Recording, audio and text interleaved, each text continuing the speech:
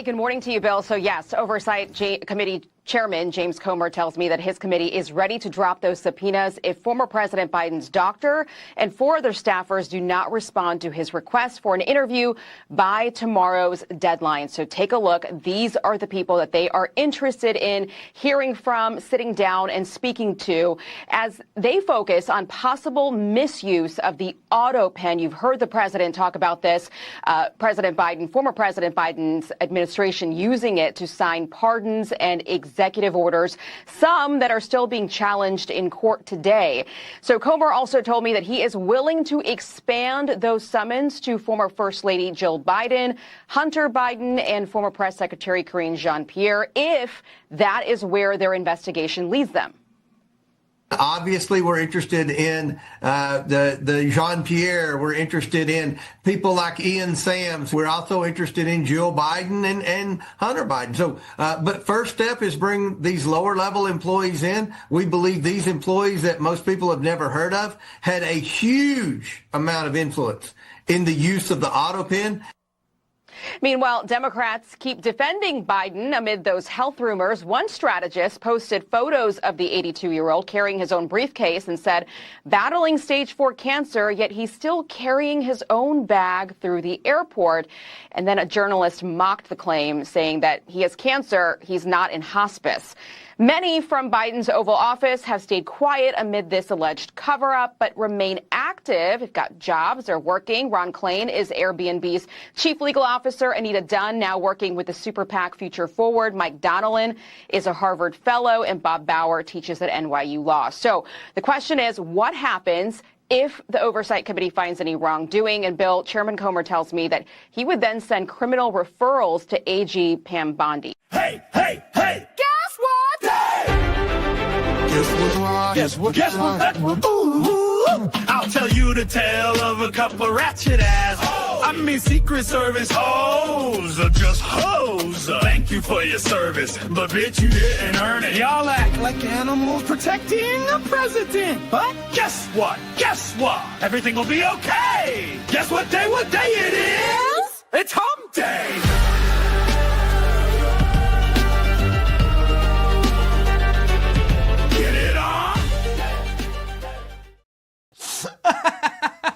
Don't get caught at the intersection singing that banger, okay? Make sure your windows are rolled up, your doors locked. Like Office Space, it's a good one. That's a good one. Don't be caught in Colorama. Oh, baby. Alex, before we even get to the date, I'm already having suggestions for you. You pull up Barack Obama's real estate portfolio, please. Don't pull up a list of all of Barack Obama's chefs. I wouldn't want to go there on the program or anything like that. Let's just see all of his real estate portfolio, because the Obamas are constantly telling us that they're the victims and that they're suspicious of people who take too much. And we're going to talk a little bit about Obama's mansions on the show today, and we're going to have the most elite reporter who's been covering the beat of DEI throughout our entire federal government, but also specifically in the Secret Service. We have some very worrying reports for you today, but it's also kind of funny. And so we're going to get to all of that, ladies and gentlemen, today, Wednesday, May 28th, 2025. Secret Service suspends ratchet-ass officers who were caught in a hood rat catfight out inside of Obama's house. No. You don't understand. It's inside of Obama's house that this is happening. Is this something that we should all be extremely worried about? Yes. Is it also hysterical because of something that Trump did to troll Obama? Yes. Has Donald Trump moved all the DEI Secret Service agents to all the protectees? That told us that diversity is our strength. That is hilarious. Okay, moving on. Kamala Harris reemerges after fleeing America. You won't believe where she went.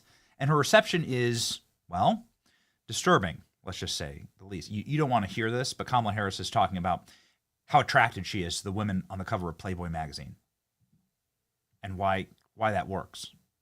I kid you not. We'll get there. Maybe you do want to hear it. If so, watch out. We got moderators in the chat. You know what I mean? All right, here we go. Susan Crabtree, Representative Andy Biggs, the next governor of Arizona, and Sheriff Alex Villanueva. Help me with the pronouncer on that. Alex Villanueva. He's the sheriff of LA County. He just switched parties. He's going to be on the show. He's going to talk about all of the various reasons why LA is in a complete and total catastrophe. Ladies and gentlemen, it's going to be a spectacular program. My name is Benny Johnson, and this is The Benny Show. The world's reserve currency, is it the dollar? Well, for right now, but, Donald Trump was all throughout the Mideast talking with the BRICS countries. This is an entire scheme to create something that's not the dollar as our reserve currency. I expect that to happen in my lifetime. Things are just changing too quickly. With AI, with Bitcoin, with encryption, stuff is just happening so fast, and the old world is being left behind. And it's not something to be scared of, I don't think, because it just happens all the time, right? Think about the advent of electricity and how that changed the earth, or circumnavigating the globe in ships, how that changed the earth. This is just, people make these massive advanced leaps forward, but it's going to happen in cash. It's going to happen in our reserve currency in our lifetime. IMF chief economist Kenneth Rogoff has a brand new book called Our Dollar, Your Problem. That book can be free to you right now if you give a little call to my friends at Advantage Gold. My friends at Advantage Gold can make sure that you are not rocked by the markets and the dollar and destabilization. These are just the ebb and flow of things. It's just how it works. It's always countries rise and fall, and currencies rising and falling. You used to be able to say sound as a pound, but you can't say that anymore because the pound used to be made out of pound sterling. That's not the case, unfortunately. Free copies of this urgent book breaking down the currency crisis can be yours if you schedule a one-on-one precious metals appointment. Text Benny to 85545. Learn how to legally move your IRA or 401k into physical gold and silver. Avoid taxes and penalties when you do so. And how to receive up to $10,000 in free gold and silver when you qualify. Protect your retirement today. Text Benny to 85545. That's Benny to 85545. Visit AdvantageGold.com to claim your free copy. No cost, just the truth. All right, ladies and gentlemen. We're very excited for our first guest. Susan Crabtree is an exceptional reporter, and she has a very specific beat. And that beat is the Secret Service. Now, the Secret Service has a very simple job. That job is to protect the presidents no matter where they are. Now, Barack Obama has a massive suite of homes all across the country. They're mansions. I won't decline, just pop them up. Let's scroll. Let's go through the primrose path of some of Barack Obama's many mansions. Okay, Barack Obama has houses on private islands in Martha's Vineyard.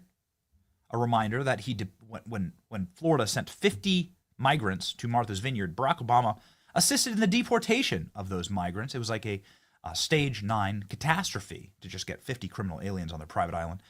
He has desecrated a sacred turtle mating ground in Hawaii in order to build himself a palatial Hawaiian mansion as well. And Barack Obama also has a sprinkling of mansions in Chicago and in Washington, D.C.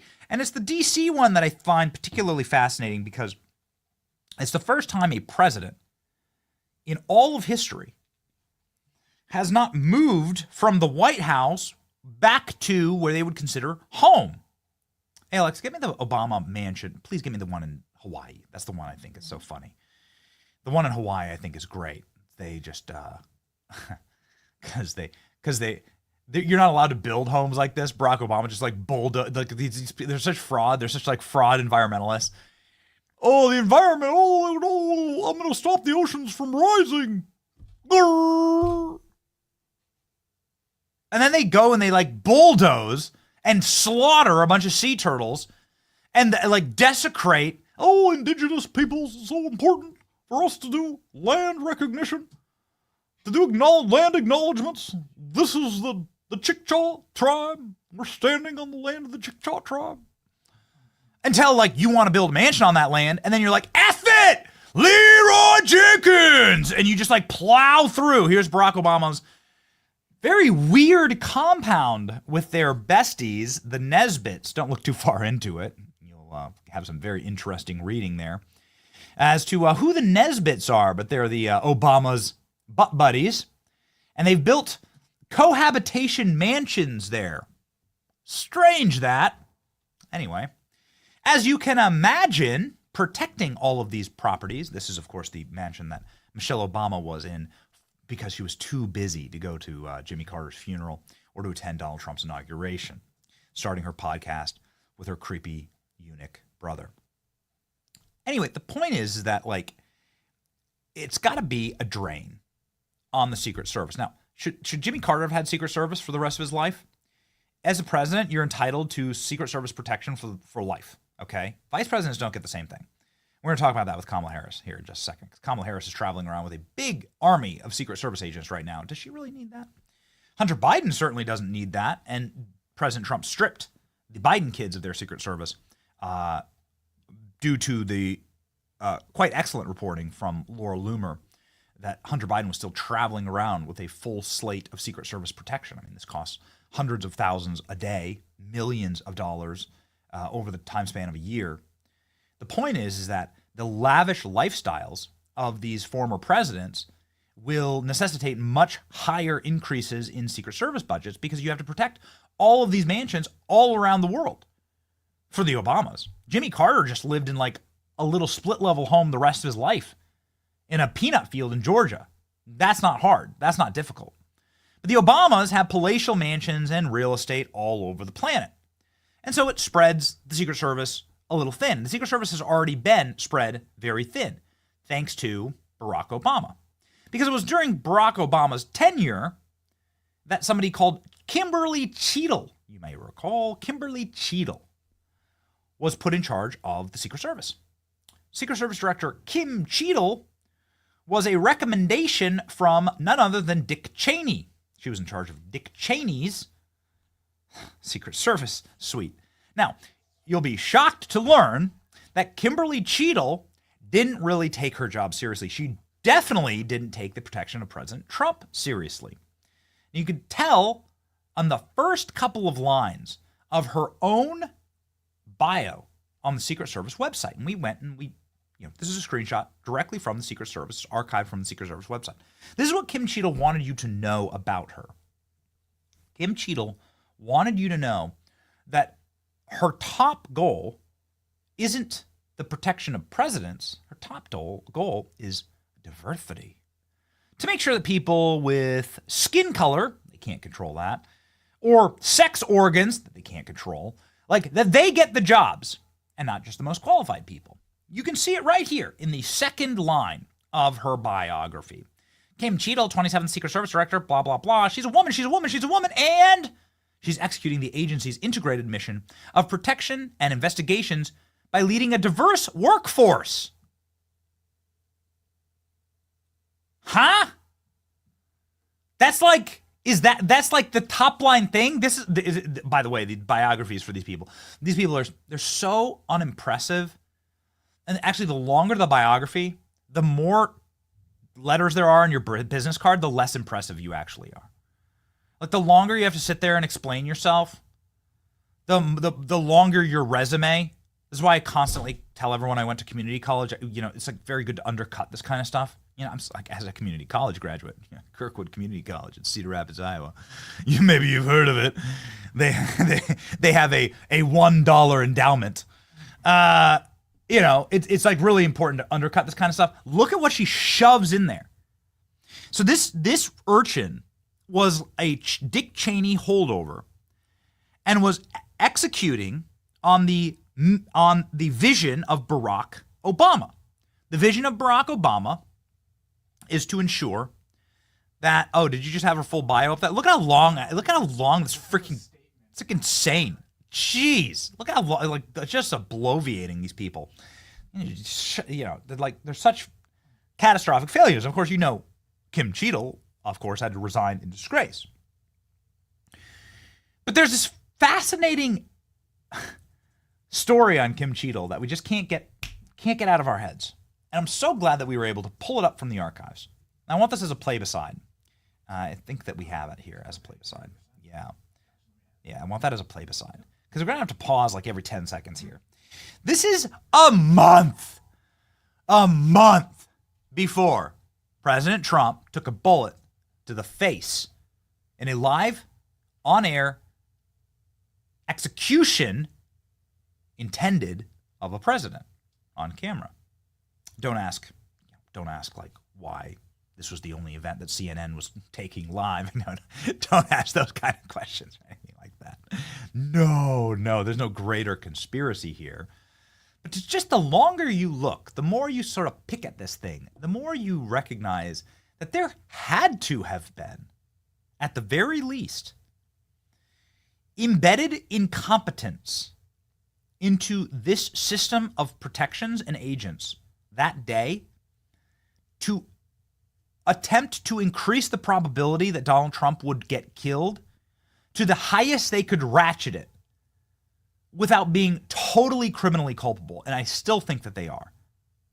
And I'll demonstrate that to you here in this piece of evidence that should be a piece of evidence in a show trial for Kim Cheadle from Guantanamo Bay and her masters, which are the Obamas. And we'll get to that in just a second, because one of Obama's mansions was the location of a hood rat catfight brawl.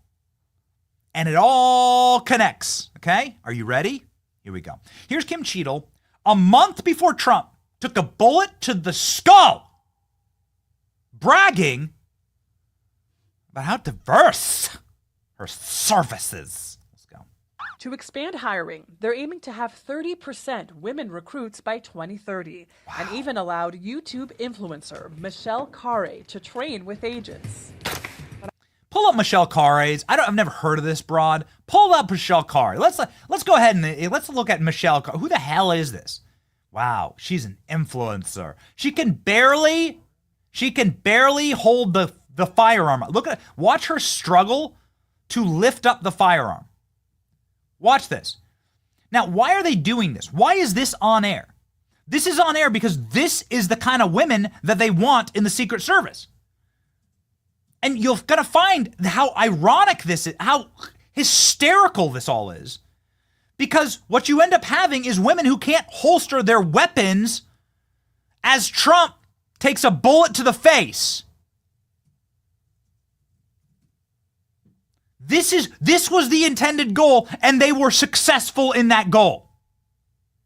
Oh, and they're successful in the goal outside of Obama's house as two armed women fight each other. Goodness gracious. Okay, so this is who they're trying. Like, first off, you're holding the firearm. Look at that trigger discipline. Look at that. Look at that trigger discipline. Are you kidding me? You're gonna hurt someone. And oh, get ready. We're ready to cook. Are you ready to cook? We're in Benny's kitchen right now. You ready to cook? We got some spice for you. Secret Service did shoot themselves. We have the stories. Get ready. We're going to go through all of the recent failures of the Secret Service here. But just a reminder, this is in their promotional, this is what they are promoting. This is what they're saying. They're saying Michelle Khare's, and I don't know this, I don't know any of her, how many subs does she have? I don't know anything about her. How many subs does she have? She's a YouTube influencer. Okay, that's not YouTube, that's X. How many YouTube subs does she have? They say she's a YouTube influencer. Really? Okay, well, she has she has 5.1 million on YouTube. Okay, fine, respectable. But I'm still asking myself. Again, I don't hate this person. I don't know this person. This is none of my business. But like, they're highlighting this like horrible trigger discipline. She can barely handle her weapon. You can tell she's being completely clunky and awkward. She doesn't know what she's doing, and they're putting this up as like the model of what they want the Secret Service to be. We've said it before, and we'll say it again. At some point, and we all know that point, gross negligence, gross incompetence is the same as malevolence. Meaning, you're a smart cookie. You probably didn't go to community college like me. At some point, you create systems that are so dumb that they're guaranteed to fail. You do it on purpose. You're doing it on purpose. Here's Kim Cheadle. Listen to this witch talk about how excited she is to have a no-fail mission. I'm very conscious as I sit in this chair now, of making sure that we need to attract diverse candidates and ensure that we are developing and giving opportunities to everybody in our workforce, and particularly women. That Oh, workforce particularly will women. be pivotal for the Particularly 2024 women? campaign season. Particularly women? What the hell are you talking about, lady? Like, in what universe does the sex organs in your pants determine whether you're going to be a good at protective service? You're either good or you're not. You either can holster the weapon or you can't. And as we're going to learn here, of course, Kim Cheadle was hiring women who couldn't holster their weapons. Women who couldn't carry the body of Donald Trump or protect the body of Donald Trump. It's fun. It's so ironic that they cut directly to Trump, who's every bit of what ALX, 6'2", 6'3". We have the famous tube sock photo of ALX standing next to Donald Trump. And ALX is a tall guy. We have a team of alphas here, quite frankly. We have a show of alphas. Okay, we have six foot. We have a 6 foot requirement company. Trump's a tall dude. What you're going to see is that Kim Cheadle was successful in surrounding Trump with midgets who could never cover him and who can't even holster their weapons. It's like fate loves irony. It's so dark that they cut direct. She says that we're going to do a major focus on women. We're going to hire 30% women. And then they cut right to Donald Trump as though like that was the plan. Which for the first time includes a former president who already has lifetime protection. Listen to this. Agents were there when Donald Trump was arraigned in New York. We were able to work out the details ahead of time of how that particular day was going to go, but we will always ensure the safety of all of our protectors. Look, do you see the smirk? Do you see this? It's like the little subtle things that you just, when you spend too much time in the studio cooking, you see this, like, you notice these subtle things, like her talking about, she was so excited to work with the Cheneys over what it was going to be like. Look at that. You can see it, can't you? You know, you might not notice it, but your brain does. Like, you know what? Like, you know it. She was excited. She was working, this little goblin was working behind the scenes with the Cheneys about how fun it was going to be to do a Secret Service like protection with Trump in prison. They were thrilled about it. Because then the Secret Service would make sure that there were a bunch of leaks, a bunch of humiliating leaks about Donald Trump from prison. They were going to put Trump in jail. Listen, Trump loses the election in 2024. He goes straight to the slammer. They're going to put him in jail.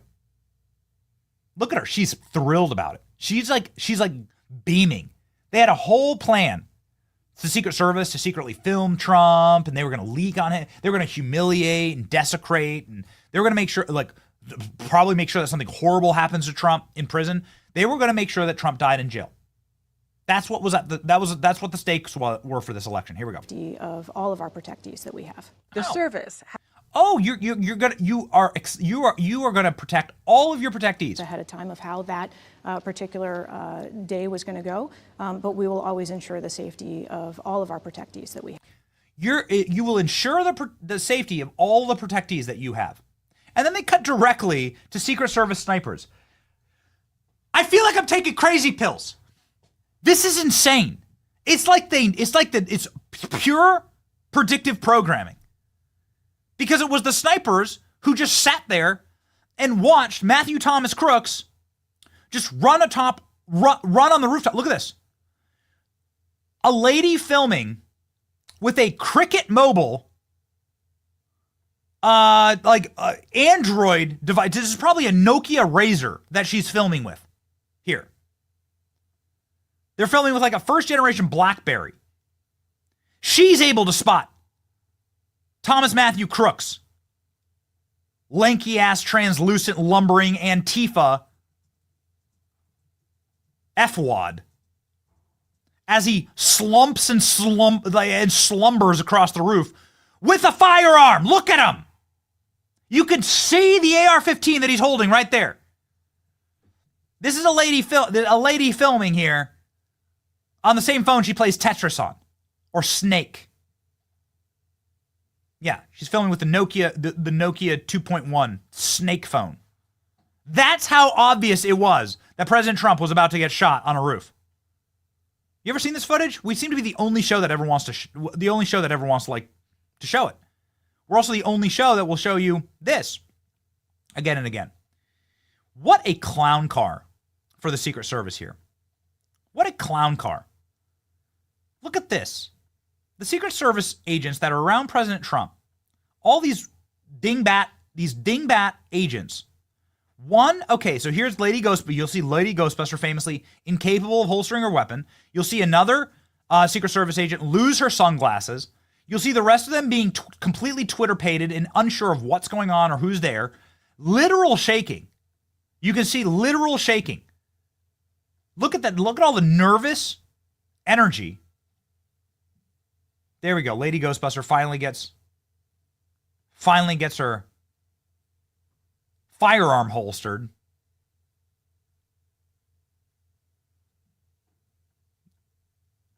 Too busy going to her barber and saying, give me the Ellen DeGeneres. Look at this. What a mess. What a complete cluster. Like, watching this again, it's so embarrassing. Like, look at the, you ever been a bouncer? Klein's been a bouncer. Everyone's gone to a place with a bouncer. The point of a bouncer, like, if your bouncer looked like Pee Wee Herman or behaved like Pee Wee Herman, it wouldn't be intimidating. The point of the bouncer is to be in charge, to project strength, to project command, to say, I will stomp you, right? You know that the finding out is waiting when you F around. It's the point of a bouncer. Good parties, good clubs, good security teams have people that, like, you clearly, even if you thought about messing around, you're not going to, because you're worried about the result. The result's going to be very bad for you physically. It's going to be bad for you when it goes up on World Star. You know what bouncers shouldn't do? Again, if you were running a club in a college town in Iowa City, Iowa, just go back to Iowa City, Iowa, right? There's nothing else to do. They have a bunch of bars, all right? A bunch of bars. I just didn't grow up too far from there, but wherever you want to go, you know? If you have some skeezy club in a college town, the bouncer inside of your yokel bar is better than these Secret Service agents at projecting strength. The president was just shot in the face. They don't even know if it's fatal or not. Watch the behavior. Look at the behavior. You wouldn't hire the Lady Ghostbusters to protect a bat mitzvah. You wouldn't hire these Lady Ghostbusters to protect your 3-year-old niece's Lilo and Stitch party. It's so humiliating. It's so embarrassing. And they're on camera bragging about it. It really makes you wonder, like, exactly how much of this was on purpose. How much of this was planned. You know, because they literally describe it, and then they cut right to the Secret Service snipers on the roof. You know, the ones who didn't take the shot. Because they were told not to take the shot. They allowed Matthew Thomas Crooks to get 8 shots off on President Trump, to kill Corey Comprentor, to murder members of our movement, the MAGA movement. And they showed it to you. As soon as she says with this little smirk, we're going to guarantee the security of our protectees. And then they cut right to this. Ironic. Here's the team in Butler, Pennsylvania. Tell me, does this look familiar to you? This is the team in Butler, Pennsylvania. Freaking predictive programming. Isn't it wild to see it in real life? Predictive programming. Look at this. Man. Okay. Surely the humiliation in Butler, Pennsylvania is just the only time that the Secret Service embarrassed themselves over this last year, right? Well, no, actually. No. Let's go ahead over to Susan Crabtree's reporting. Susan's going to be joining us in just a moment. She's a Real Clear Politics national political correspondent. She broke a story very soon after that Secret Service agents assigned to Kamala Harris's detail were literally going berserker mode. That they were armed and there was a gun secured in the agent's holster. The other agents had to physically restrain an agent and took the gun from the agent's possession. This is DEI concerns among the Secret Service community. Secret Service community agent snapped while armed and got into a fight waiting for Kamala Harris. Now, unlike the left, because we're not animals, I will say Kamala Harris deserves as good of Secret Service protection as anyone. She's running for president. I don't want anything bad to ever happen to Joe Biden or Barack Obama. I don't wish that on anyone. In fact, doing a story like this is the greatest kindness that we could owe them, because hiring someone for the Secret Service because they're black or because they're a woman is the guarantor, or because of any immutable quality at all, because they're in a wheelchair, because they're a midget. I don't know.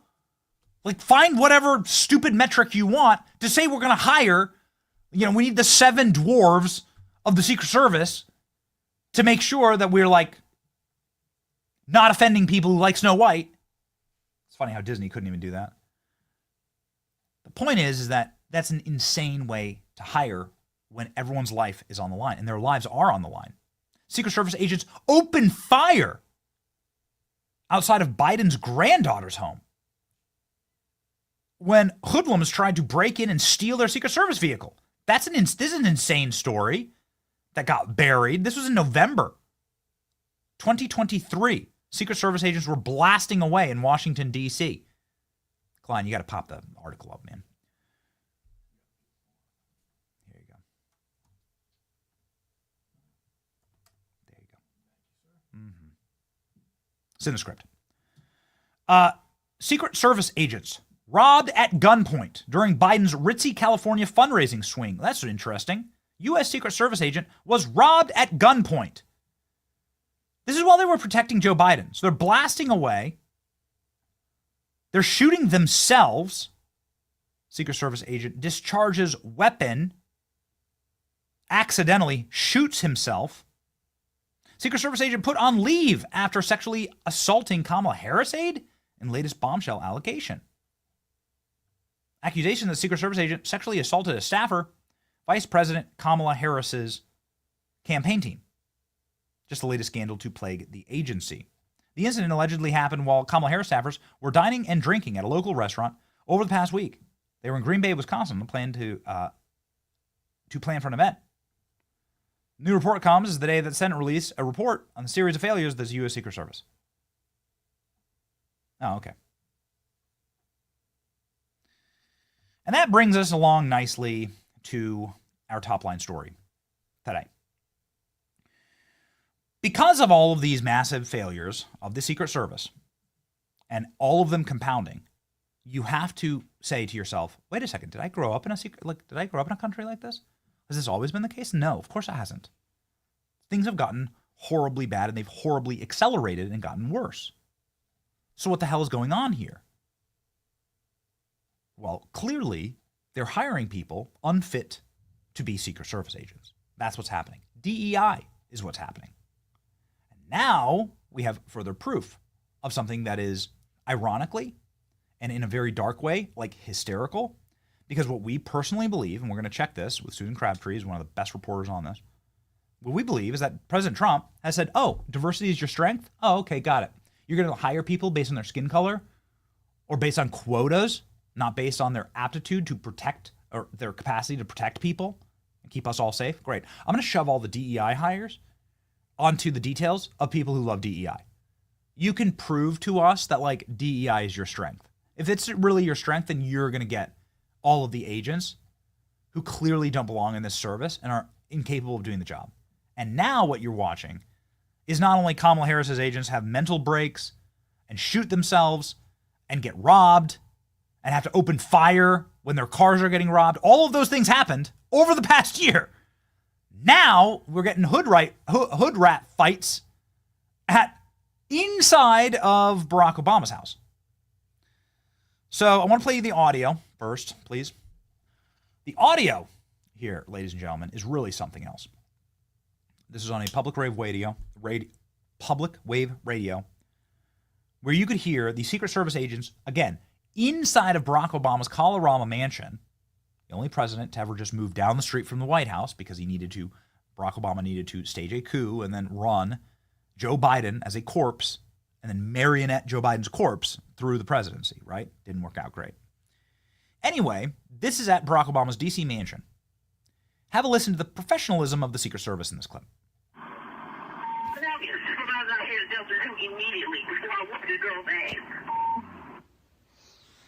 So this person's allowed to carry firearms around our protectees. Here's security footage that was leaked. Look at that. This is 2 Secret Service agents brawling. Now, you'd assume that Secret Service agents would be dead set and focused on protecting Donald Trump. We know that's not the case, clearly. But now they can't even protect themselves. You'd assume that if a Secret Service agent is ever fighting at Obama's house, and I don't ever want something bad to happen to Barack Obama, I want all of these guys to be protected. This is why we're doing stories like this. Do you guarantee, what if an attack happened? God forbid, what if an attack happened during this? And the 2 agents that were responsible for the protection of Barack Obama were rolling around on top of each other, pulling each other's weaves. What the F? Can anybody, is anybody allowed to just say prima facie that's a horrible, if I care about the security of Barack Obama, I don't want something bad to happen to him. I want every American, no matter who they are, to live long and happy, prosperous, and successful lives. Even my political enemies. That's what separates us from the animals on the political left. That's bad. This is bad for Barack Obama's security. This is the worst thing that could happen to Barack Obama's security. If you were someone who intended harm to Barack Obama, that this would be a perfect opportunity to do something, because the 2 people tasked with the protection of Barack Obama are brawling each other, are fighting each other. Doesn't that kind of stand to reason? Isn't it actually the most gracious thing and a nicety to say, this is insane? Secret Service agents suspended now after being caught brawling, saying they're gonna whoop this girl's ass. Look at that. And you scroll through, and the person who broke all of this is the great Susan Crabtree. We were just absolutely honored to have on our program. She is someone who just is locked in like a pit bull. She's got a bone when it comes to the Secret Service, and she does the single best reporting on all of it. She joins us live right now. Real Clear Politics national political correspondent Susan Crabtree.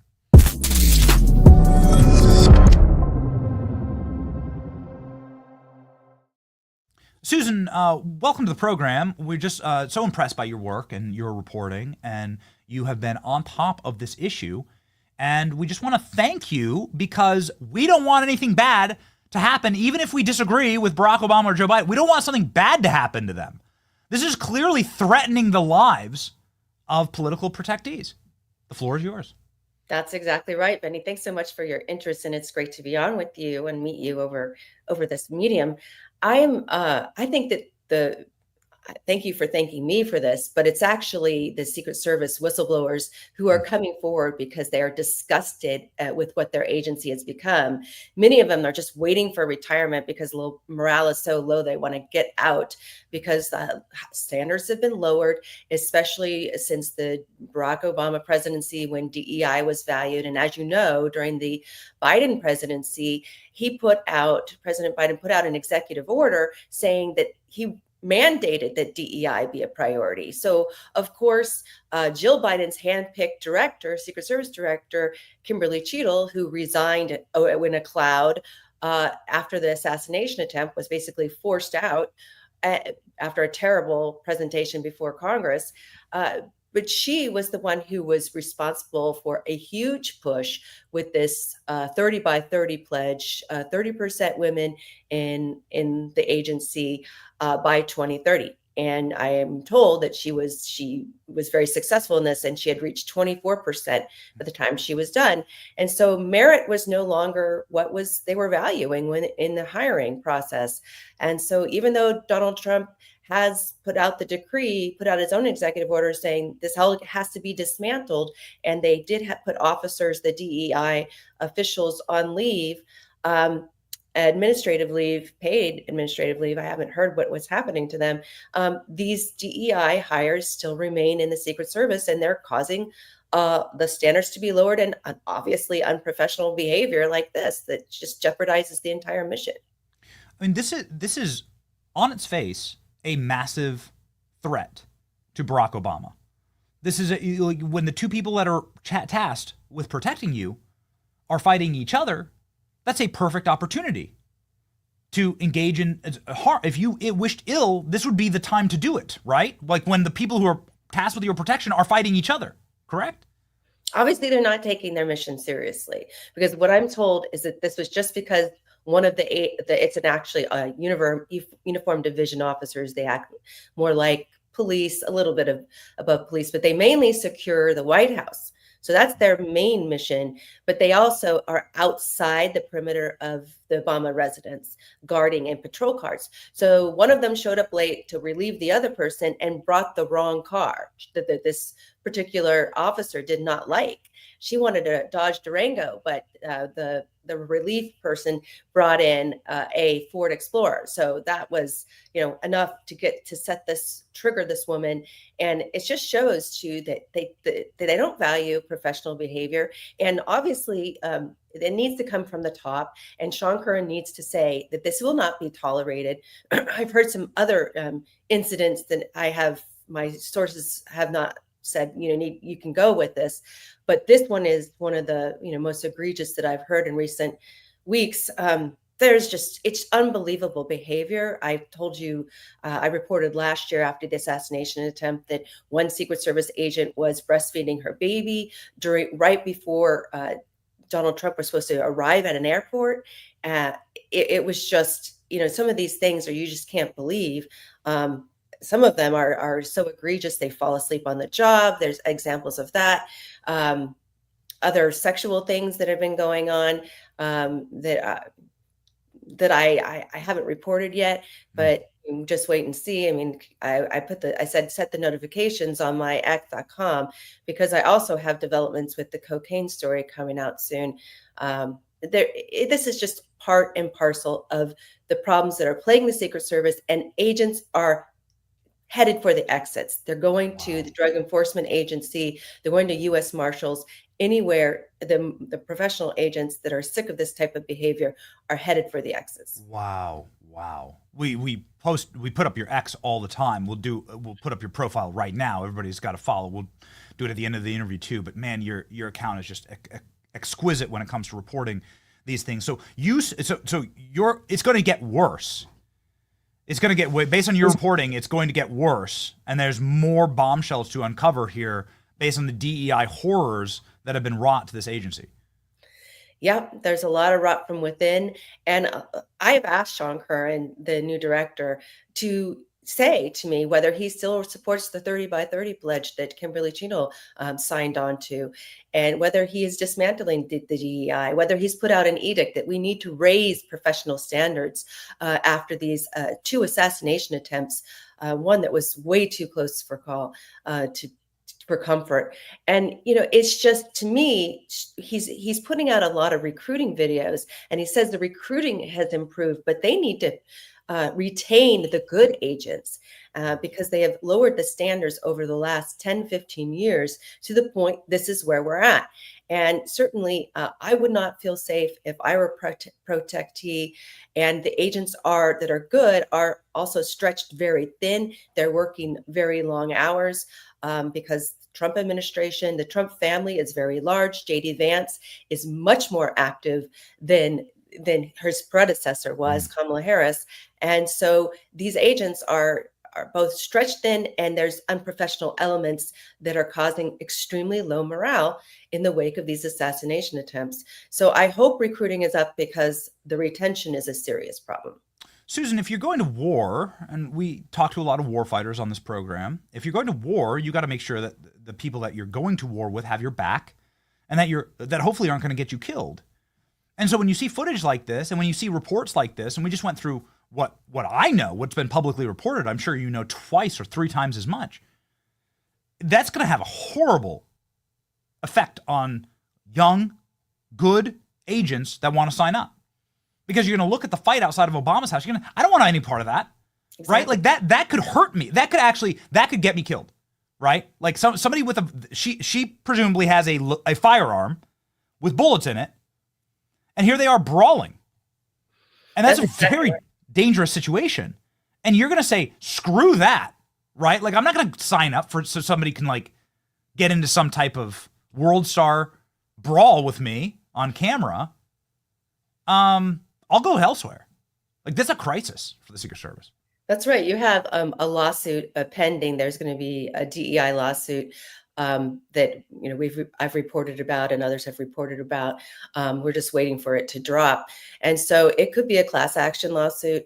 I know that Rashid Ellis, an agent, a senior agent in the Secret Service, has complained publicly, has put out the word on X social media and other places, that he believes that DEI was directly related to the assassination attempts. You had several women agents that were inexperienced, according to the congressional reports and the Independent Review Board. They were inexperienced and they were put in charge of security on that day. There were 3 women agents that were responsible for this. There was a site agent, which is the site securing the site. There was the lead agent, who was the one that couldn't holster her gun.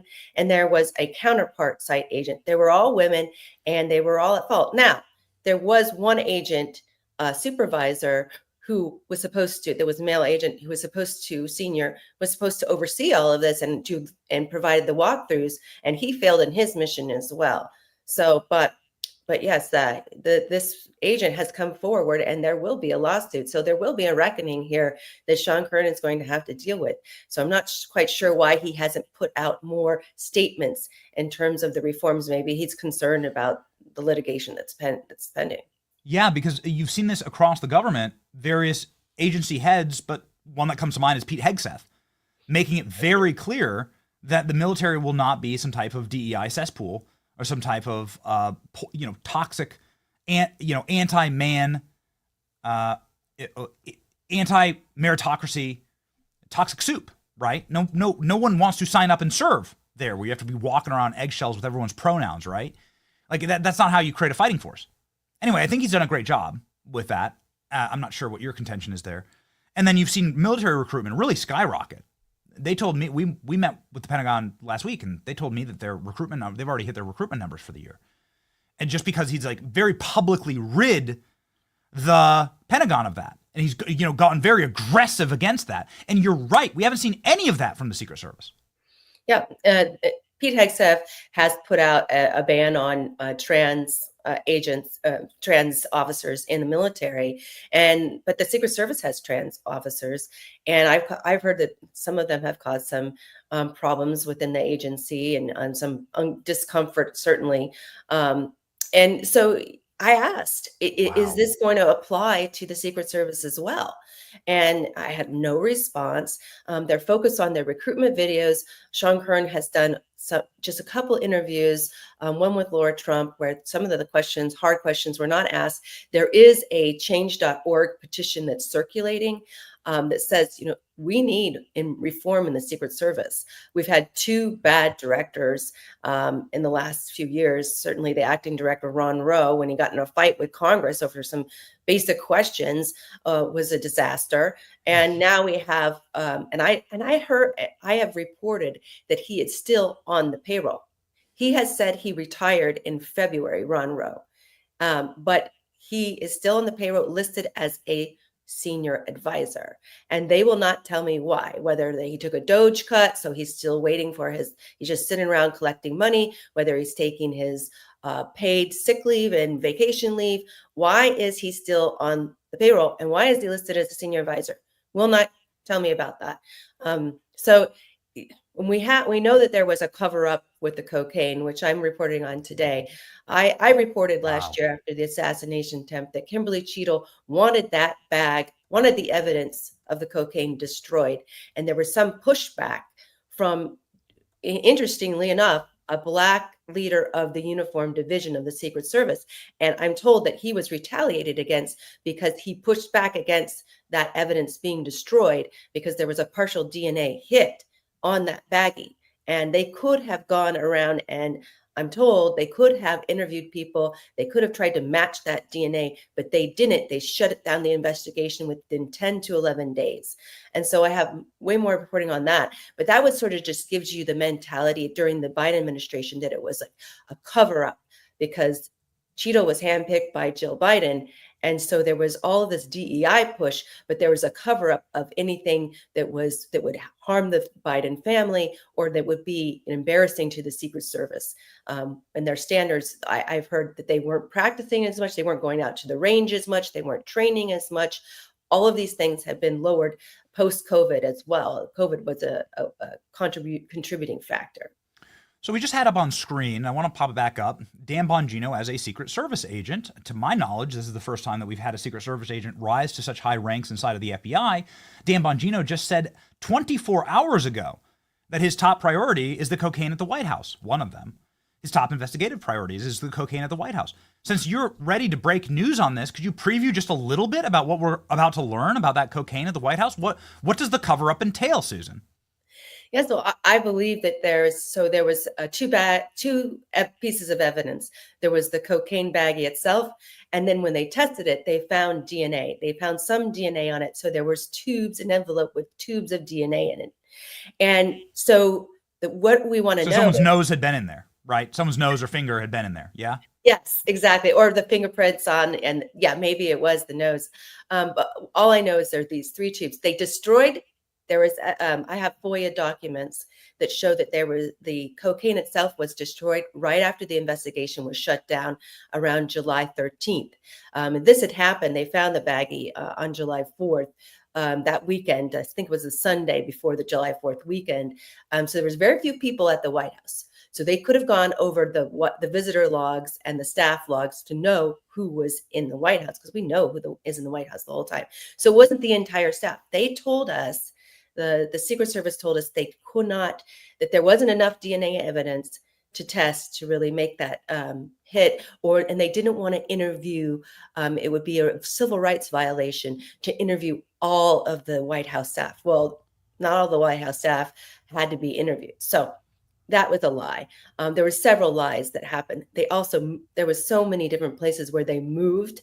The first they announced they called in, which is unusual. They called in the Washington Fire Department, Metropolitan Police and the Washington Fire Department to do hazmat, because they thought that the only reason why we know about this baggie of cocaine, because usually the agents I've talked to said if we find a baggie of cocaine around the family, we just destroy it. But they thought it might be a biohazard. They thought it might be anthrax. So they called in the Metropolitan Police, and we have a dispatch saying, hey, we found it in the library of the White House. But then they moved it to a cubby that had more access from the West Wing access. So then people thought, so that there would be more access to the staff. More people that it could be attributed to. So there were several lies that I'm taking a close look at, and there's also lots of concerns about retaliation. The people within the Secret Service, there's rules and protocols that they have to abide by to hold this evidence. Some people who said we need to hold it and not destroy it, they were, from what I was told by my sources, they were retaliated, while the people that actually went about destroying those, I have a question in whether those tubes were destroyed of DNA, they were given promotions. So it's definitely a cover-up that happened. And I do believe that some people at the Secret Service, including former Director Kimberly Cheadle and Ron Rowe, know exactly who left that bag of cocaine in the White House. And I want to know why we don't have the camera footage. There's the cameras all over the White House. Why Yes. don't we have the camera footage? I'm told that there is camera footage. So there is camera footage of this. Do you believe they'll get to the bottom of it? And then a final question: do you believe that President Trump is safe right now, given this current protective detail? Well, let's go with the first question first. I do think that people know about this. I do think, Dan Bongino, he is like, talk about someone with a bone. He reported on this on his own podcast before becoming deputy director of the FBI. So I know that he and I have some of the same sources. So he knows that people within the Secret Service know exactly who left this baggie, and knows how the process of getting to the story. And will provide, there's lots of leaks right now because there's so much concern within the Secret Service about the level of security that they are providing, about the professional standards. I think within the ranks, there is deep, deep concern that President Trump is not safe and the other protectees aren't safe.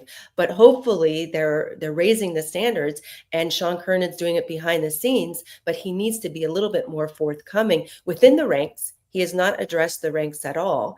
From what I'm told, as a unit, he has not had an all hands on deck conference call with them, and he needs to communicate that the standards are being raised, and we're getting rid of this DEI policies and some of the other problems of nepotism that have plagued the Secret Service for decades that I've reported on.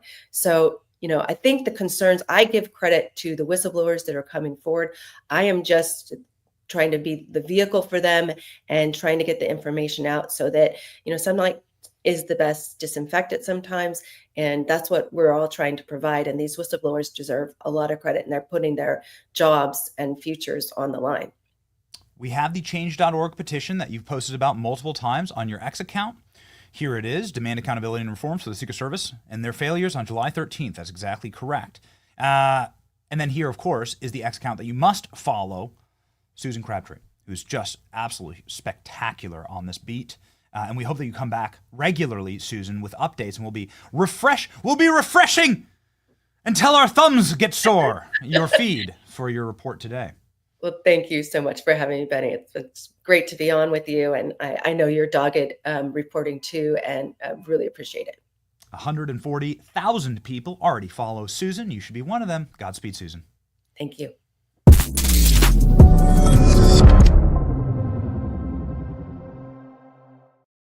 Well, ladies and gentlemen, make sure that you get your home locked down, much like President Trump needs to do. President Trump has to get this Secret Service in order.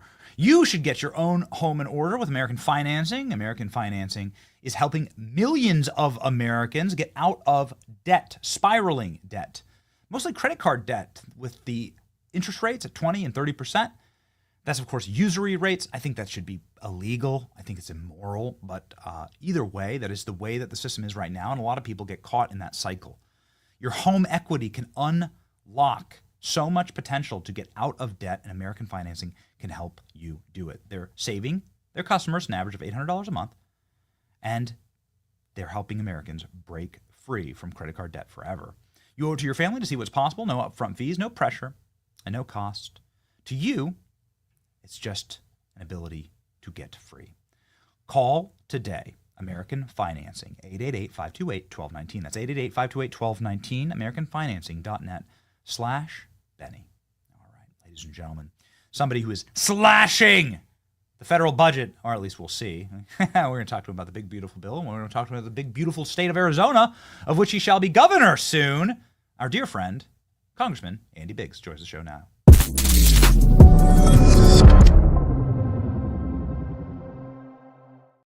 Congressman, welcome back. Do you feel like the Secret Service is doing the best that they can do as two agents brawl outside of Barack Obama's house? Happens to be the topic of the show today. Yeah, let me just say this. If you're a bad guy and you're looking out and there's a Jell-O wrestling match going on in front of former President Obama's house, you're probably saying, hey, we're going to be in like Flynn. We're okay. It is really disturbing. And yet I've got some serious questions on whether those who are supposed to be protected by the Secret Service are receiving adequate protection. They've got they've got to do something here. Yeah. Okay. So just a real quick pivot, because our audience cares so very much about this, and it's been kind of interesting. Out of the blue, Dan Bongino comes out and he says this cocaine is a massive cover-up, and they really did. They screwed it all up, and I'm going to try and fix it. Nobody was expecting that, because we really hadn't heard about the Biden cocaine scandal in a long time. And you're on oversight and judiciary, so you assume that this kind of is a cross-section for you. Have you heard any updates on this? Why were they allowed to destroy this evidence? Well, we don't have any updates, but the old story about why they were allowed to destroy the evidence was wholly, there was no real explanation about why. It was infinitesimal, we didn't have enough evidence for DNA, blah blah blah blah blah. The problem is it gives every indication of a cover-up, and if it's every indication of a cover-up, it becomes part and parcel of the entire Biden corruption family, right? So this is huge. I'm glad that Dan Bongino's looking at it. I'm glad he's looking at the pipe bomb. Don't forget the pipe bomb thing. That the FBI actually prevented agents from interviewing leads in that case. So you had a problem with that. And the Dobbs leak. You need to know, somebody should have been arrested for the Dobbs leak, because that fomented this derision of the Supreme Court, which actually, I believe, we still have Supreme Court justices who are fearful for their lives, and that's why you're getting so many crappy opinions. So this all has to be cleared up, Benny. Yeah, you're exactly. I mean, it's like so simple. You just subpoena the reporters' emails, and what they did was illegal. What they were trying to do was terrorism, to commit an act of terrorism. They hoped to change the ruling based on getting justices killed. That was the goal of the leak. Yeah. It's the banality of evil. It's the heart of darkness. All right. Well, we'd love to see Congress obviously do as much as they possibly can. We know that Christopher Wray has lied to your face. We have the footage of it, actually, when you were asking him about agents, FBI agents, on January 6th. And you were one of the only congressmen with the temerity to ask, is anything going to happen to Merrick Garland, Christopher Wray? These guys came before your committees, and they straight up lied to you about January 6th. Yeah, I mean, so you got those two guys, but then don't forget you had Clapper, who lied to us. You had Comey, who lied directly to us.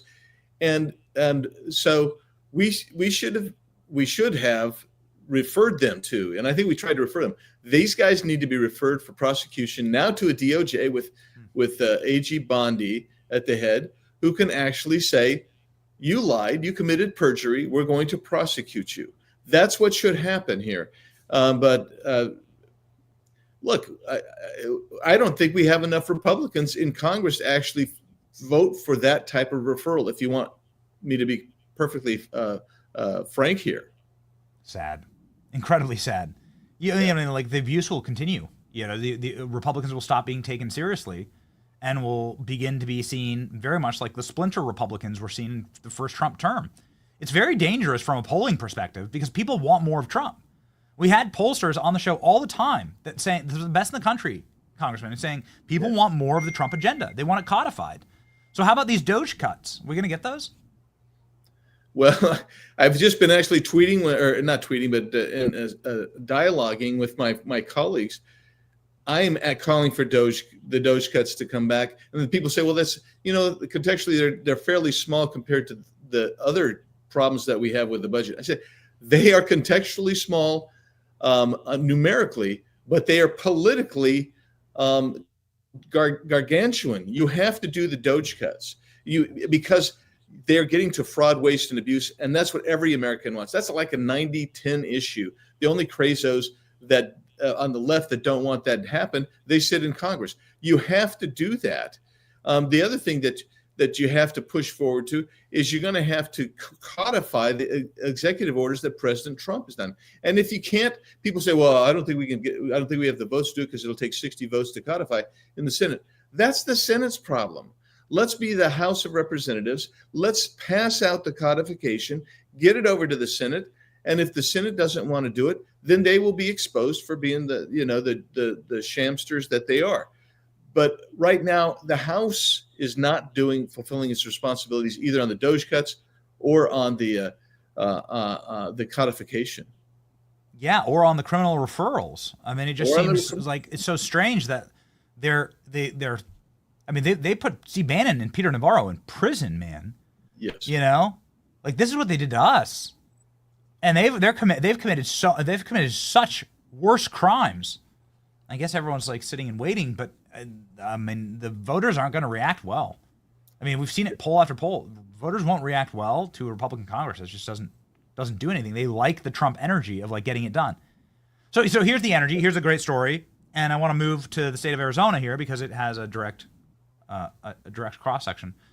Stephen Miller and Kristi Noem tell ICE to supercharge criminal alien arrests. Yeah. They use the word immigrant. They're not immigrants. They're criminal aliens. And there's a lot of them in Arizona. A lot of this would presumably be in Arizona. They want 3,000 arrests per day. And so you're talking like they want to get to 1 million deportation number, right? They want to get to 7 figures of deportations. Yeah, I mean that's about 20,000 a week. Yeah, that's right. Yeah. So what is your message, since you are the leading candidate for governor in Arizona, a border state, where of course, I've been down to Yuma a couple times. Like I witnessed it myself. It's so disconcerting, and I know you've seen it yourself, but like it was so made your skin crawl standing down there during the Biden era, and just I was like staring down the coyotes and staring down the human smugglers. And I was watching them just get shepherded in like an Uber by the Border Patrol. It was insane to see. It was such a desecration to your beautiful state. Arizona's a wonderful state. What's your message to that element? Well, I'm telling you, if you're here in this country illegally, you need to go home. Go home. The second thing is I'm telling ICE, I'm telling CBP, I'm telling all the federal agencies here, when I'm governor of this state, we're going to reinstitute the Border Security Task Force. We're going to reinstitute, but this governor just vetoed a bill that would mandate 287G cooperation between local law enforcement and ICE. I mean, that's the mindset of the current administration in Arizona, and we've got to change that. But I talked to sheriffs. We got some great sheriffs in Arizona that are enforcing this from the local perspective. But we need to allow 287G status and not just allow, but mandate it in the state, because we have some towns and we've got some counties who claim they're not sanctuary cities, but they prohibit cooperation with ICE. That has got to end, and we need to enforce this and provide the support for everybody from our DPS to our sheriffs and to the local law enforcement who want to enforce the law. I met with some yesterday. They want to enforce the law. They have trouble with this gubernatorial administration, the lefty governor that we have now.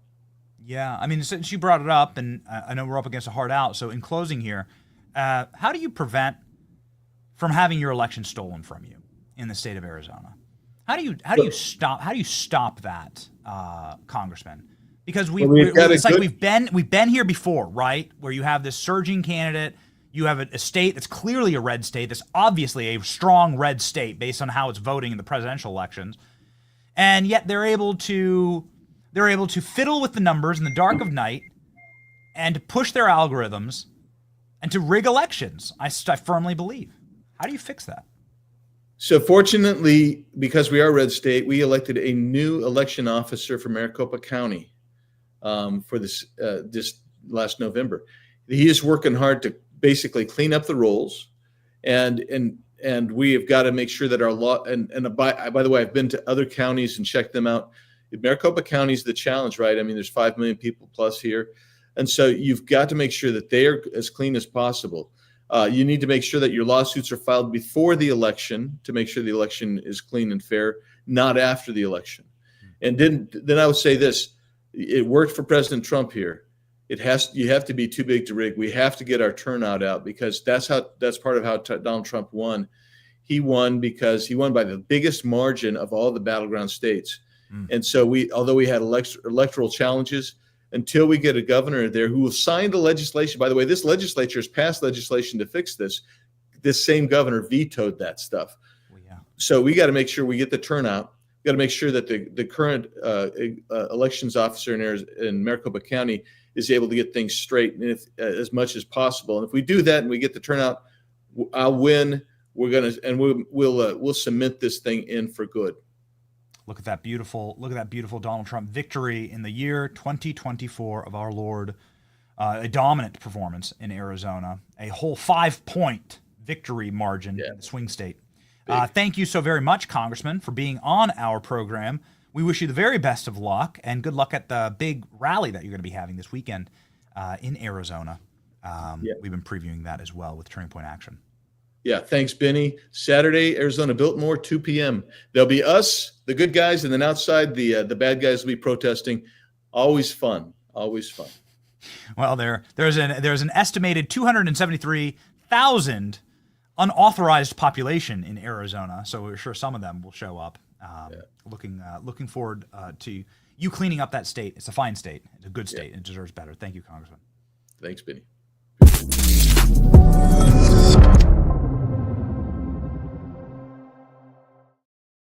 Scoop! Stephen Miller and Kristi Noem tell ICE to supercharge criminal alien arrests. Let's read this. This is breaking at time of show. Let's rock and roll. In a tense meeting last week, top Trump aide Stephen Miller and Homeland Security Secretary Kristi Noem demanded that immigration agents seek to arrest 3,000 people per day, according to two sources familiar with the meeting. Why it matters, the new target is triple the number of daily arrests that agents are making in the early days of Trump's term. Then suggests that the president's top immigration officials are full steam ahead in pushing for mass deportations. Good.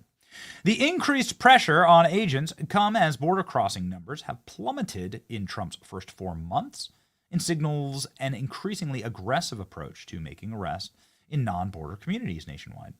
It also comes as the Trump administration's heavy-handed tactics in rounding up unauthorized immigrants. It's insane how they use language against them. They're not immigrants.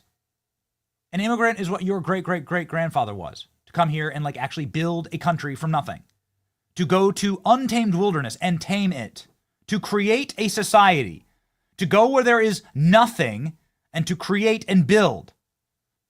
These are not that's what an immigrant is. And also, of course, your great-great-grandfather did that lawfully. Sneak in the dark of night, although I don't know him, but that wasn't really, it's kind of hard to do that on a boat across the Atlantic. And Ellis Island, right? But the point is that when you are a criminal alien, the reason we use that term is because, one, they're aliens to this country. It's parasitic in nature. They're coming to this land not to build or create, but to take advantage of an already prosperous system and the lavish welfare state that we have here. This is why Democrats set up that welfare state, so that they can get millions of people addicted to it that don't belong here, and then they can pledge fealty to the Democrat Party. Soon we're going to be joined by the sheriff of Los Angeles County, who just recently switched parties. And we're going to talk about this, because that is how they were able to take the solid red state that voted red for Richard Nixon and for Ronald Reagan in California, without even, the drop of a hat. Two legendary Republicans, Nixon and Reagan, came from California. Their presidential libraries are in California. California was a red state, as red as Arizona. How the hell did you switch it? When Ronald Reagan, it's one of the sickest stories ever. When Ronald Reagan was suffering from Alzheimer's at the end of his term, his left-wing wife, bleeding heart wife, who doesn't get enough scorn, Nancy Reagan, came through and manipulated him into signing amnesty for all the criminal aliens in California, giving them full voting rights and full welfare rights and full citizenship rights. He did that, and he destroyed his state. They took advantage. It's a Joe Biden story, actually. Joe Biden's similar story. They took advantage of a beleaguered and broken brain older man who did not have his full faculties. And then you lost California forever. Nonetheless, there's ways to turn this around. There are a lot of very positive signs in the country. But this is a tide that must be turned. You can't just allow 20 million criminal aliens to stay here, parasitically taking advantage of our welfare systems and the systems that give Democrats full control. There was a great assessment done by the Congressional Study Institute that enumerated 21 House seats that go to Democrats that are Democrat because of criminal aliens. 21 House seats. There is a permanent majority Republican rule if we didn't have criminal aliens in this country. That's because of the way the census works. It gives inordinate power to leftists. And of course, that's going to be a mechanism, a evil profit margin, right? That's where the devil lives. That's going to be the margin, the incentive to continue the flow of criminal aliens in this country. This administration is very serious about stopping it. Good. Zoom in. Miller at the White House, Deputy Chief of Staff, leading architect of President Trump's immigration policy, laid into top administration officials during a May 21 meeting. Stephen Miller is a very smart guy and very intimidating guy and very powerful, very powerful. You could argue he's the most powerful person in the White House this side of Donald Trump because of Trump's loyalty and allegiance to him. So could you imagine Stephen Miller laying into you on a phone call? Jeez. In a meeting at ICE enforcement headquarters in D.C., according to 4 people familiar with the meeting, Miller demanded that the field office directors and special agents in charge get arrest and deportation numbers up as much as possible, pointing to the waves of unauthorized criminal aliens who were able to enter the U.S. under the Biden administration. In a push for more arrests, soliciting feedback from ICE leaders, special government employees Corey Lewandowski and former Trump campaign aide also spoke.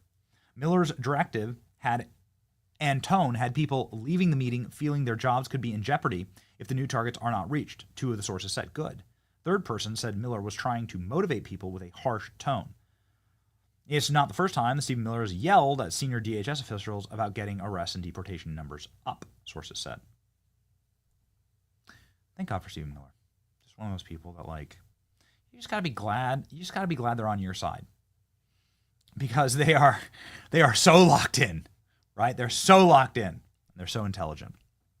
Ladies and gentlemen, speaking of crimes in this country and locking things in, home title lock is how I lock up my home, ensure that it is safe. The FBI calls this new wave of crime house stealing in an ever digital world, and a world that is run and dominated by very smart AI. It's become easier and easier to steal someone's property out from underneath them. It's wild. Here's how it works. Criminals forge your signature in one document, use a fake notary stamp, pay a small fee, and file with your county. And just like that, your home title has been transferred out of your name. It's very dangerous. Then you'll start getting notifications for foreclosures, collections. It's horrifying. The reality is, and we're very, very proud of this in the state of Florida, we've passed anti-swatting laws here that we assisted in writing and pushing for in the state legislature. They're attacking conservatives' homes. And this has happened to me. They're attacking the places where we live, where we're most vulnerable. These people are absolute monsters. So it's time now to take this kind of stuff seriously. Use my promo code Benny at HomeTitleLock.com. You'll get a free title history report and find out if your title is still in your name. When you sign up, you'll also receive 14 days of free $1 million triple lock protection. That's 24/7 monitoring of your title, urgent alerts, and if fraud should happen, you have a $1 million policy to fix it and restore your title at no additional cost. Get peace of mind now with HomeTitleLock.com, promo code Benny. HomeTitleLock.com, promo code Benny. Link is in the description.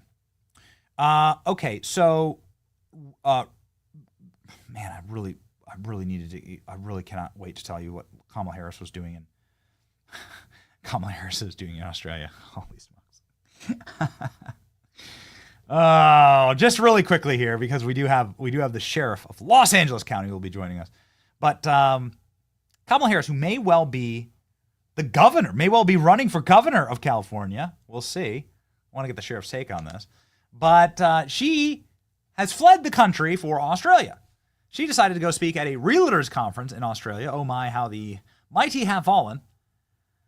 Well, Kamala Harris reemerges in Australia with a disturbing, nonsensical monologue. Kamala Harris went on and on about Playboy magazines, about eating no for breakfast, and like cringeworthy, nonsensical tropes that had everybody in Australia, a land down under, where I think many people do have drinking problems because there's just not a lot to do. A lot of those people were like, is she drunk? Is she like, Like, is she truly is she intoxicated? Like, did she fly here on a box of wine? Ladies and gentlemen, Kamala's speech highlights, and Killer Klein is saying this should be our salt that live for the day. Why not? You know, why not? Plenty of salt mines in Australia. Okay, here we go. Let's get our salt shakers out, and we'll salt Kamala for her hilarious, unintentionally hilarious speech in Australia. Here we go.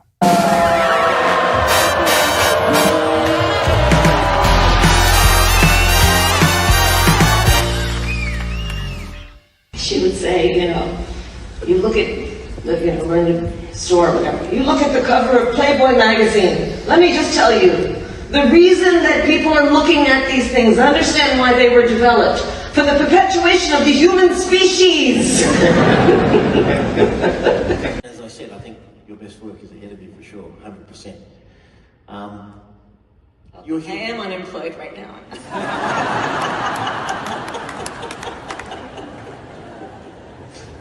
No one must speak truth. I don't hear no. I eat no for breakfast. I don't hear no until maybe the 10th time. You have the ability to understand the context in which you live, the context in which others live. You're more likely to then connect with them and understand what's important to them. But if you are in an interaction where you don't have that level of awareness, they will be aware of that. I mean, this is the thing that I've also known about life, and I'm sure everyone here understands. The vast majority of human beings are very intelligent, regardless of their education level, regardless of where they're from, and intelligent enough to know whether when you are looking at them, you are looking at them with a level of respect. They will know that you are someone who is actually interested in their life and their reality and their fears and their dreams, or not. They will know.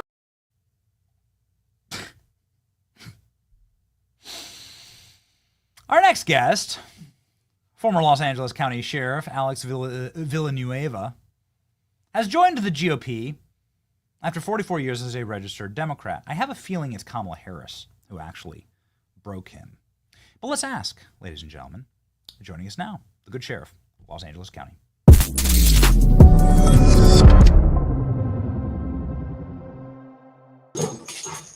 Sheriff, just a quick question here. Are you excited for Kamala Harris to become governor of California? Is that something that's I mean, you clearly love the state. Like, is that something that you're looking forward to? 2 words: the horror. Yes. Is that going to happen? What's the rumblings? You were a Democrat for a long time, obviously very influential in the political arena in California.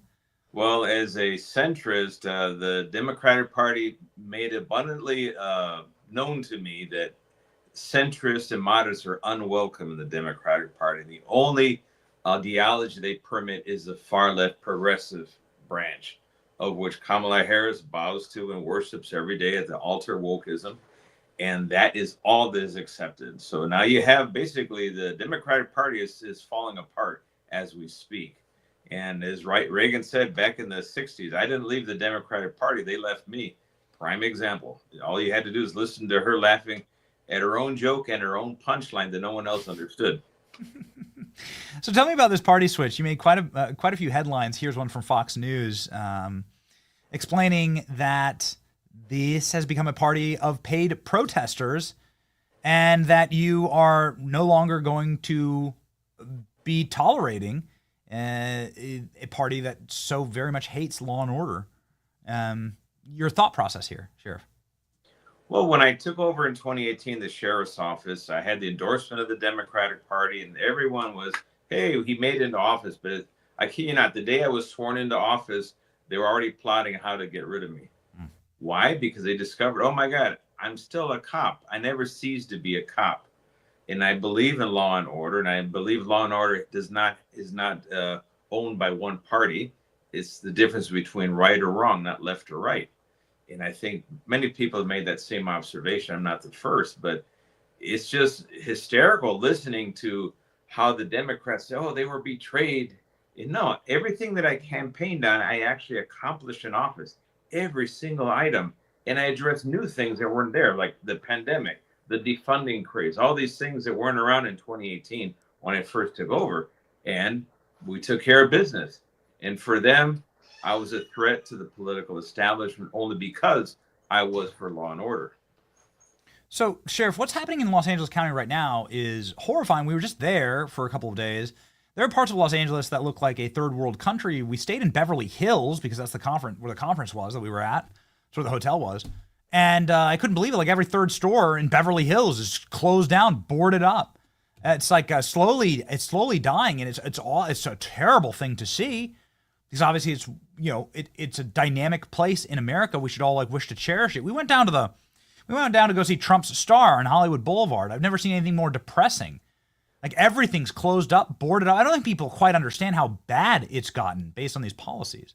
No, the media here in LA has been very careful that it propagating this false narrative that everything is okay, no need to look over here, look over there, look at the bad guy on the other side of the country. Oh my God, he's the problem that California has. No, Trump has nothing to do with the disaster of the state budget, the county of LA's budget, the city of LA's budget. All of that is intricately involved in the Democratic Party ideology and progressivism ideology. From 2011 till today, all three branches or all three levels of government massively expanded their budget, decreased the budget for public safety, brought in the homeless industrial complex. Then, oh my God, what do you think is going to happen with that formula? Just what you saw when you visited Beverly Hills. You have chaos on the streets. You have the business class, and basically the private sector is starting to shrink because they can't cope with the taxation level, with basically the assault on their businesses by crime. This goes on unchecked because there's no more cops on the streets. Crooks have figured it out. We can do whatever we want. So you're seeing Gotham City being born right under our nose. Yeah. So I know this is like, anecdotal, but I got a salad and I'm wandering around these neighborhoods in Beverly Hills just trying to find a bench that isn't occupied by a piss-soaked bum and a guy who looked like he had a knife or a needle in his pocket, and I couldn't find one. And I'm like, this is Beverly Hills, Sheriff. And I couldn't find any place like sit and have my salad. It's like, this is uncompleted. Then we went, of course, you can go to the worst places like Skid Row, and you see stuff that's worse than like Haiti. You see stuff that's worse than like the third world. The third world it's worse than Somalia down there, right? So, it's very bad. Actually, they give third worlds a bad name. That's exactly right. So you're telling me the homeless industrial complex, we heard a lot about that. So this is because people profit off of it. There's like an industry that profits off the homelessness and the horrors and the pain and suffering of these drug addicts. They get a bunch of money out of it, and it's just like a big grift. Is that it? Definitely is. I tell you this, I cleaned up the Venice Boardwalk. It was basically taken over by the homeless. We cleaned it up. San Vicente in Brentwood, very Tony Brentwood, in front of the VA hospital, we cleaned that up. Plaza Olvera, downtown LA, historic downtown LA, we cleaned that up. We had some people that worked with us, some city officials worked against us, but we got everything clean. No one went to jail. The homeless got the help they needed, went to whatever shelters we had available for them. And do you think the city or the county of LA said, hey, that was great, how can we help you? No, we need to get rid of them as soon as we can. That was their attitude because I threatened the homeless industrial complex. Here's two simple numbers. 2011 to 2021, a 10-year period, LA County spent $6.5 billion on homeless initiatives. The homeless population more than doubled in size. You tell me what business with that track record would say, hey, you know what? We need to do something different. Our formula here, I don't think it's working. Let's refigure this whole thing. No, they doubled down on stupid. Let's spend more money. What do you think is going to happen with these people who lost all their homes in the fires? Did this shock you, the response to LA? Did not shock me at all. When you have no law enforcement, firefighters fight fires, and this fire was far bigger than they had the resources to fight. They didn't have a plan in advance to pre-position all their equipment, give them that. But the evacuations are carried out by the sheriff and law enforcement. There was no one to do the evacuation. So people basically burned to death in their cars or in their homes. And that is a sad reality of the defunding movement that to this day is still rearing its ugly head. Do you think these people will ever get their houses back? I mean, we're already seeing sort of like the fraudulence of Karen Bass and the propaganda. She's saying, "Oh no, look, we're building homes," and there's like no homes being built. We were there with Adam Carolla like a couple of weeks ago. No, it's a fraction, it's a trickle. But when you figure that 17,000 homes were destroyed between the Palisades and Eaton fires, a fraction of them on the Palisades side probably will be rebuilt only because people have the wealth to be able to suffer through the process. But the average mom and pop, middle class voter, they're not going to have the resources to go through that. They're just going to basically cut their losses and leave. Think Gavin Newsom's going to run for president, Sheriff? Just like Kamala for governor, the horde. What would be your message? I mean, you must have clearly worked with Gavin Newsom's office multiple occasions in your position. And what would be your message to the rest of America if this guy, he's clearly planning on running for president? Of course, the people who have the, pause this right here. Pause this video. People who can stand in front of like everyone's homes being burned down and film propaganda videos, they're pathological, Sheriff. Yes. There's something wrong with them in the head. Okay, so if he has the capacity to do that, and then the next clip is him lying to a lady who lost everything, saying that he's on the phone with Joe Biden when he wasn't, and lying to her. If you're that pathological, then you're like an actual like Joker level villain, right? Like in Gotham. It's an interesting Gotham analogy that you use. So this guy's gonna run, right? It's like in Gavin Newsom's head, he's already president. What's your message to America on that? Don't let Gavin do to the United States what he did to California, plain and simple. My last interaction with Newsom, after he decided never to talk to me again, he put out a statement. It was about the homeless. And he said, "Oh, we want to bring everyone to California to enjoy the California dream." Remember that? Oh, yes. I called him on it. I said, "Why are you inviting the homeless here? We have enough problems of our own." And then he texted me and said, "I never said that." So, of course, I sent him the video of him saying exactly that, and I never heard from him again. That is Gavin Newsom in a nutshell right there. Did you ever experience any type of criminal behavior that you observed inside of your office on an LA County or on a state level? At the state level, yes, we've seen criminal behavior, and it comes from the Attorney General's office. When we presented a case of public corruption, they took it. He refused to look at the evidence, and then he said, after a thorough investigation, we concluded there's insufficient evidence. He never looked at it. And that I'm hoping that the federal government now, under the Trump administration, will take a fresh look at it with an honest set of eyes. And no, we've seen the corruption up close, and it is ugly. Yeah, it's very ugly. We have Gavin Newsom in Joker makeup here, thanks to AI, and it really works. I mean, it really works. They could cast him in the next Batman. It really does. It's pretty solid here. If you want somebody who speaks solid truth, then you need to follow the good sheriff. He's right here on X. He's got 10,000 followers, and I have a feeling that the sheriff. Well, are you going to run for senator or governor? Are you gonna run? Well, we're debating. I've been getting a lot of people urging me to run for governor or run again for sheriff, and we'll next month we'll have a decision on which way we're going to go, what we're going to do. And in the meantime, I've just been doing interviews in my book that we put out last December, Sheriff Holding the Thin Blue Line in a Deep Blue State, is out and available now on Amazon, and it's going very well, and it's been very well received. Here's the link right here. Here's the cover of the book. And here is the Amazon page as well. Sheriff Holding the Thin Blue Line in a Deep Blue State. Yeah, well. So many problems when you go to LA, man. It's just you wanting this job is crazy. That's my wife tells me right there. That's right. But you know what? You always need good men. That's how you save a place. When all the good men abandon their posts, then you're truly doomed. So we're thankful for you, Sheriff, and come back anytime. Godspeed.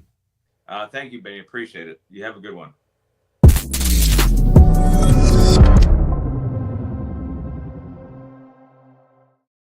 We just got to end on a happy note. We've got to end on a happy note, chat.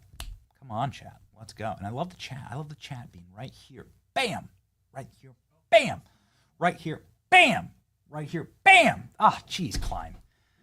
I got to go bam, and then we put the chat back on. The reason why we take the chat off during the interviews, chat, is because we don't, some of the interviewers, as you could see here, they join the show, and sometimes their heads are like down here, and we don't want their heads to be covered by the chat. Now, maybe we should like pick or choose, but that's why the chat comes off during the interviews. That's why.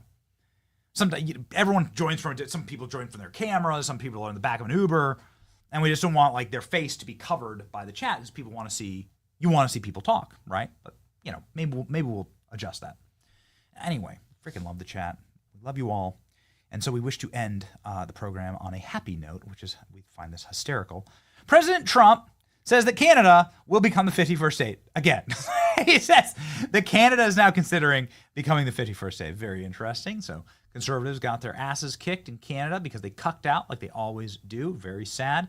In fact, the conservative leader of Canada, Pierre Poilievre, declined to come on this program. We offered time and time again, please come on this show. It's where a lot, like we get world leaders on the show. We have some very interesting travel to announce soon. We're going to be doing a lot. It's fun. It's a global movement. MAGA is a global movement, all right, to make your country nationalist again. It's a good, it's a positive thing, right? Rip the guts out of the liberal social experiment. Hey, Alex, can you grab me that State Department? It's got to be written by Darren Beatty. The State Department Substack on this is so good. Senator Eric Schmidt had a line from the State Department that was so unbelievably good. I can't believe it. It's about the failure of the liberal world order. Anyway, the point is that Donald Trump, reshaping the earth, actually, is now once again trolling Canada. And this is like a message to the wise politicians out there. If you want to win, follow Trump's rule book. You must be unashamedly nationalist. You must be a populist. You must be somebody who speaks the language of the people. You cannot be a middling, diddling navel gazer who's sitting there like so worried about the polls. We offered Pierre Poilievre. We know we're not as big as like Joe Rogan. Joe Rogan offered him to come on. The Nelk Boys do a totally different thing and a totally awesome thing. Nelk Boys offered him to come on. He wouldn't do any of these shows. He wouldn't do any of the shows. Can you imagine, like, you have an opportunity to go on Rogan and you're running like in a very narrow race and you just refuse? So cucked, man. So cucked. Anyway, President Trump saying that Canada is now considering becoming the 51st state. I love it. Trump offers Canada a free spot under the nuclear Golden Dome as 51st state, or it will cost $61 billion per year. I told Canada, here we go, here comes Trump impression. I told Canada very much wants to be part of our fabulous Golden Dome system, that it will cost $61 billion if they remain separate but unequal nation. It will cost $0 if they become our cherished 51st state. They're considering the offer.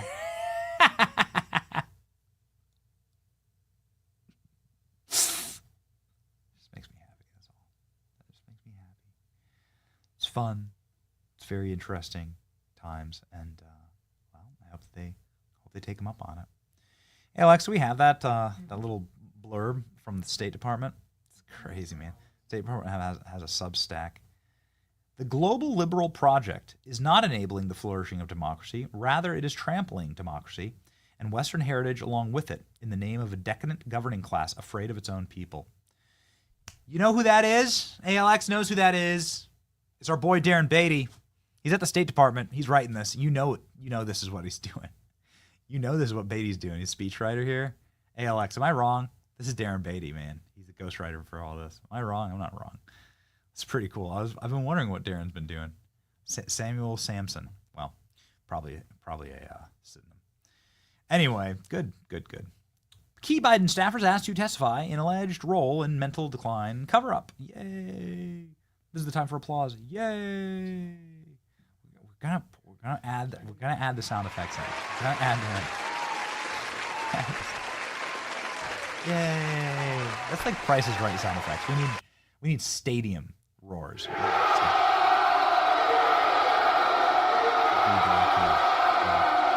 Key Biden staffers asked to testify in alleged role in mental decline cover-up. James Comer Kara, do we have James Comer booked? Let's get James Comer on as fast as possible. House Committee James Comer is demanding several high-ranking staffers, President Joe Biden's White House, appear for transcribed interviews and suspected roles behind the scenes to cover up former president's significant decline in his term. Before you say, nothing will ever happen, know this. The only reason we know about Joe Biden and the criminal and Biden enterprise is because of James Comer. Have people gone to prison? Well, we won the 2024 election. And the guys who outed Joe Biden are now in charge of the IRS. And many of the key players who were fighting all of this have gone down in total disgrace and flames. Hunter Biden's dropping all of his lawsuits. Like, it's a clown car. It's good. The work that James Comer does is good. There's ways to apply pressure. Yes, I want them all in handcuffs just like you do. There's a way to apply pressure that's also smart, that also breaks the pressure of public opinion, which for these people, for these goblins who have nothing else to live for than like their little spreads that they get written up in Vogue magazine and People magazine, that's all they have to live for. They have nothing else to live for. Their public opinion is everything. This is why it's so disastrous for the Obamas right now. All the Democrats are calling for the Obamas to just be gutted. Like all Democrats, like the Democrat activist class is like, get rid of the Obama people. They're the problem. They've just lost again and again and again. It's amazing. Anyway, the court of public opinion is really powerful. So to gut people in that court is good. The chairman has also requested a transcribed interview with Biden's physician, Dr. Kevin O'Connor. You know what the rule is here? If they don't show up, then you put them in jail. That's the rule. All right. The rule here, ladies and gentlemen, is that you please subscribe to our podcast. Please. Do it as a very late birthday present for the show that will always show up for you. A show that will ride this sucker out to victory for you. Show up and please subscribe to the podcast. QR code's Klein. Yeah. QR code, you can just scan it on screen. Boom. You can get the subscription. And then wherever you listen to your podcast, you can just subscribe.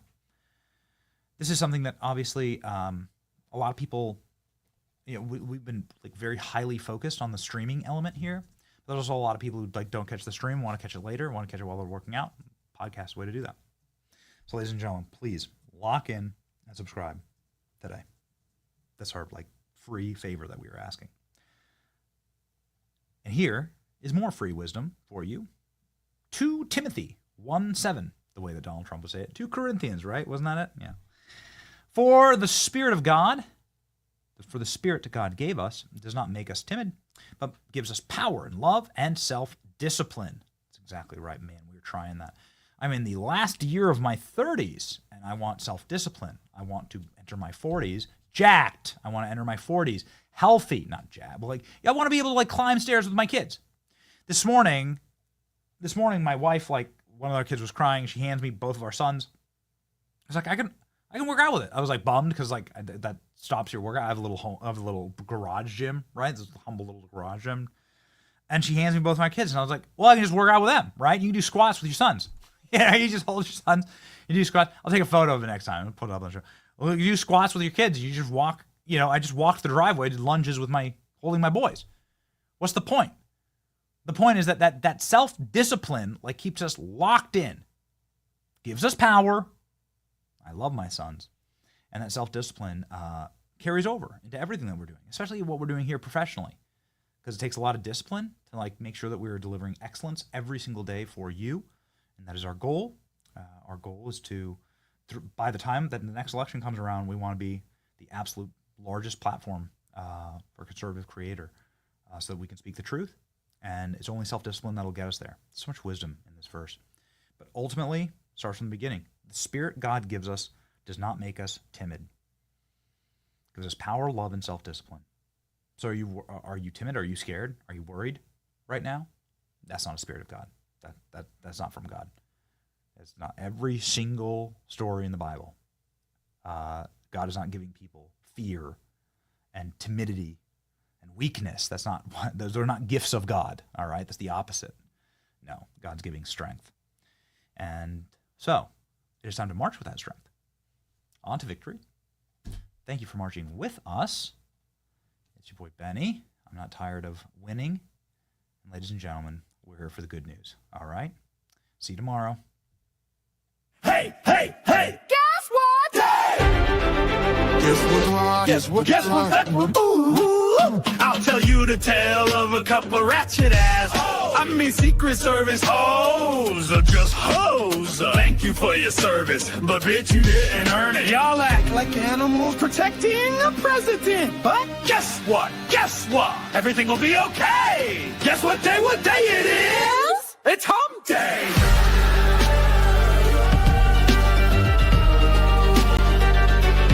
Get it on?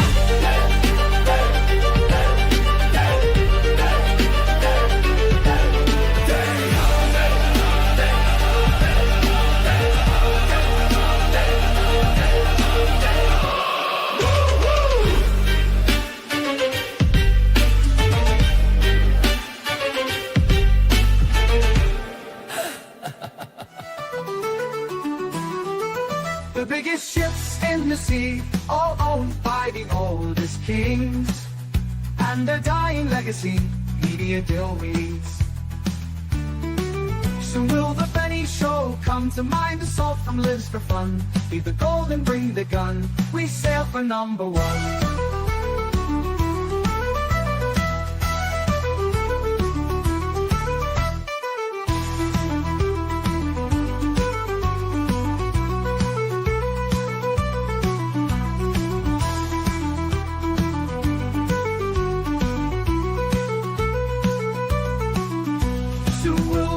Show come to mind, the salt from lives for fun. Leave the gold and bring the gun, we sail for number one. The biggest ships in the sea, all owned by the oldest king.